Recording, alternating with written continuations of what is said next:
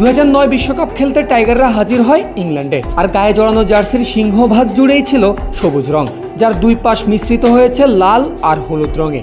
ওই আসরে কেবলই 2 ম্যাচ খেলার সুযোগ পেয়েছে বাংলাদেশ, দুটোতেই হেরে ফিরতে হয়েছে প্রথম রাউন্ড থেকেই। ঠিক পরের বছর 2010 সালের টি-20 বিশ্বকাপ আসর বসে ওয়েস্ট ইন্ডিজে, আর এবার টাইগারদের জার্সিতে সবুজের আধিপত্য বেড়েছে আরও বেশি। হলুদ একেবারেই হারিয়ে গেছে, লালের ছোঁয়া ছিল খানিকটা। পারফরমেন্সও আসেনি আগের চেয়ে কোনো পরিবর্তন। এবারও 2 ম্যাচ হেরে টাইগারদের বিদায় নিতে হয়েছে গ্রুপ পর্ব থেকেই।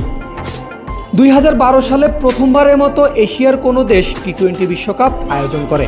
শ্রীলঙ্কায় হওয়া সেই আসরের জার্সিতে আসেনি খুব বেশি পরিবর্তন, শুধু সবুজের মাঝে লাল রং একটু বেশি জায়গা পেয়েছে। এবারও একই হাল, গ্রুপ পর্বের 2 ম্যাচে হেরেই ফিরতে হয়েছে বাংলাদেশকে।